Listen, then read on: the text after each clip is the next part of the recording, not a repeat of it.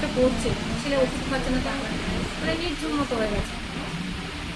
তারপর ওকে ভেন্টিলেশনে দিল, দিয়ে ওকে এই করালো, বুকের এক্সরে করালো, করে বলছে জল, ও তো জল জমে গেছিলো, ফুলে গেছিলো, জল জমে গেছে, দিয়ে আবার ভেন্টিলেশন দিল, দিয়ে বলছে যে রাখলো, রেখে মানে গ্যাস ট্যাস দিল, দেওয়ার পরে হঠাৎই ছেলে আমার রক্ত দিল। এই রক্ত দেওয়াটাই মনে হয় মানে শ্যুট করে না, ব্লাড দেওয়াটা মনে হয় শ্যুট করে না, জানি না, মানে ব্লাড দেওয়ার পরেই দেখছি এরকম অবস্থা খারাপ খারাপ খারাপ হয়ে গেছে।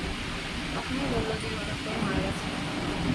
মানে তখন আমরা মানে আমাদের মানে আপনারা আপনাদের পক্ষ থেকে চেষ্টা করেছেন, চেষ্টা প্রচুর সুতরাং করেছি, মানে এখানে উপরওয়ালার ইচ্ছা, হ্যাঁ কিছু করার নেই। চেষ্টা করেছিলাম। আর শুনে মানে ওখানে যে কজনই বেরিয়েছে, মানে যে ভেন্টিলেশন যে কজন ছিল, আমি চলে আসার মানে 7 জন ছিল, আমি চলে আসার পরে 7 জনই মরে গেছে, মানে 7 জনই মারা গেছে, 7টা বাচ্চাই মারা গেছে। তাই আমি তো শুনে অবাক বলছে। তারপরে একজনকে ভুল চিকিৎসা করেছিল শুনলাম, তার মাঝে নাকি একজনকে মানে ওখানে যতজন আছে খুব ভালোবাসতো আমাদেরকে, মানে আমাকে আমার বাচ্চাকে খুব ভালোবাসতো তারা।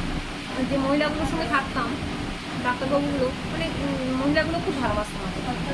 তো ওনারাই ফোন করে, ওনাদের সঙ্গে ফোনে কথা হতো, ওনারাই ফোন করতো যে এরকম 7টা বাচ্চাই মারা গেছে। তারপরে আপনার একজনকে ভুল চিকিৎসা করেছিল, শুনেছেন কি জানি না, হাত ভাঙা নিয়ে একজনকে ভুল চিকিৎসা করেছিল, তাই। সেটা নিয়ে উনি আর এখন তো আরো পরিষ্কার হয়ে যাচ্ছে, এখন যেটা শুনছি, আপনি তো শুনে মনে হচ্ছে ওরা ইচ্ছা করেই মনে হয় মারতো বাচ্চাদেরকে। ইচ্ছা করে না, মানে মেডিসিন ঠিক ছিল না। মেডিসিন ওটাই তো বলছি যে ইচ্ছা করি, ওটা হয়তো মেডিসিনের জন্যই হয়তো করতে হবে। কিন্তু সবাই ভরসা করতো তো, হ্যাঁ ভরসা করেছিলাম। হসপিটাল। সত্যি বলতে জানেন, ও যখন সুস্থ আমাকে বলেছিল বাড়ি থেকে যে ওখানে নিয়ে গেছো কেন, বাড়ি থেকে আমার প্রচুর আমার বিরুদ্ধে সবাই আমাকে বলেছিল পিজিতে নিয়ে যেতে, কিডনির সমস্যা করে পিজিতে নিয়ে যেতে। সিপিসি আরবিএস বললে বুঝতে পারবে না, বুঝিয়ে দেবো। একটা রক্তের একটা গ্রুপের একটা টেস্ট হবে, একটা সুগার হবে, একটা কিডনি হবে, একটা ইউরিক অ্যাসিড, একটা লিভার, একটা থাইরয়েড, একটা অ্যালার্জিক টেস্ট। ওটাও হবে, আবার করতে হবে। ওটা ওই রিপোর্টের উপর আমি বিশ্বাস করতে পারছি না। একটা অ্যালার্জি হবে।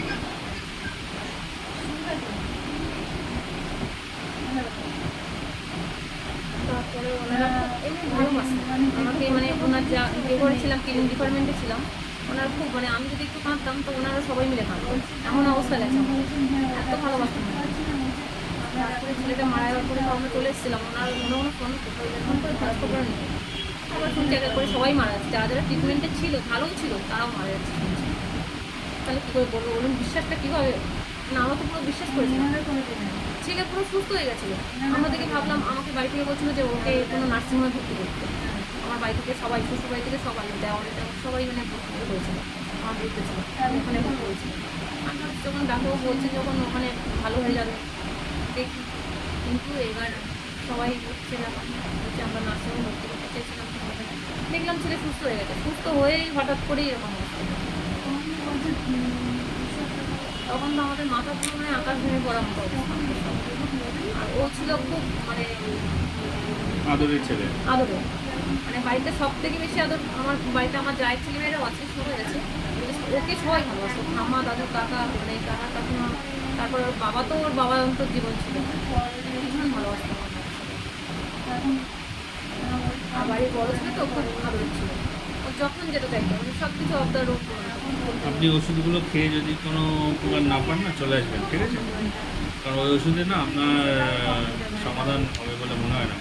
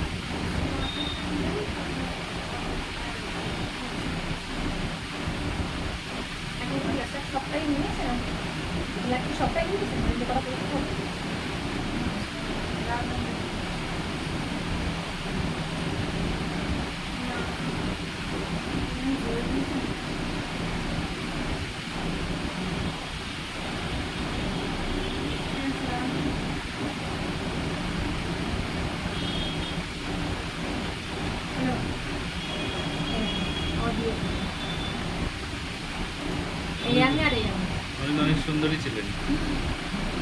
এই জন্যই তো আমার সমস্যা বাড়িতে একটাই। কত বছর বয়স ছিল তখন? 16 বছর, 17 বছর। না।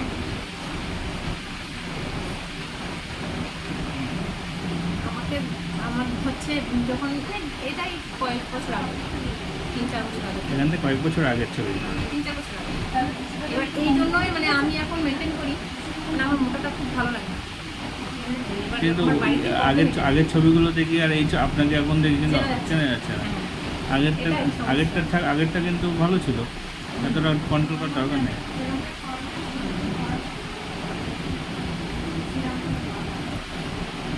আমার এই মাঝে ছেলে হওয়ার আগে একটু শরীর খারাপ হয়েছিল, ছোটো ছেলে হওয়ার আগে।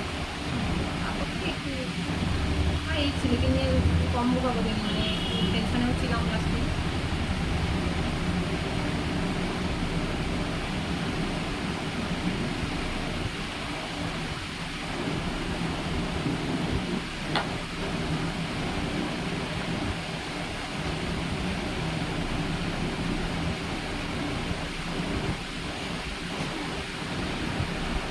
আচ্ছা, এখন আর কোনো অসুবিধা পাচ্ছেন?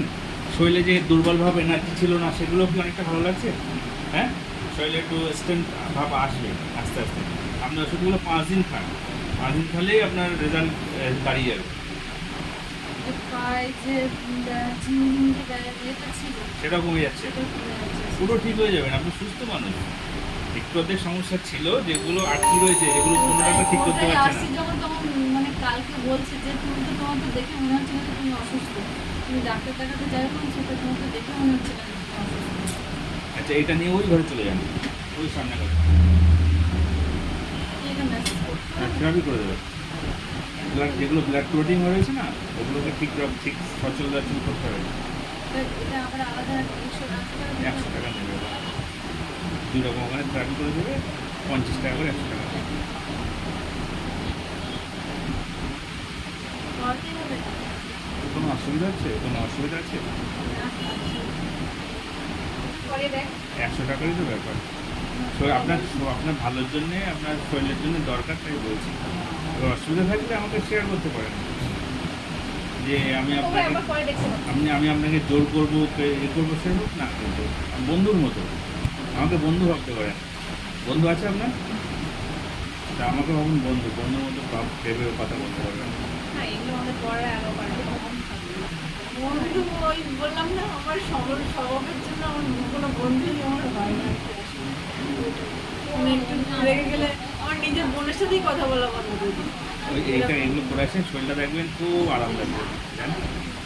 মানে ওই যে ও একটু কথা বলে একটু রেগে যায়, আর তখন আর কারোর সাথে তখন কথাই বলতে ইচ্ছে হয় না, আর কোনোদিনই কথা বলতে ইচ্ছে হয় না, কিন্তু বোন হিসেবে একটু বলি, এই আর কি।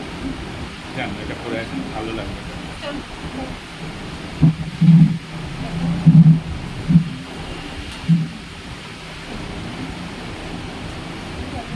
এটা কমপ্লিট করে আবার এই ঘরে আসবেন, আমার সাথে দেখা করে দিয়ে যাবেন।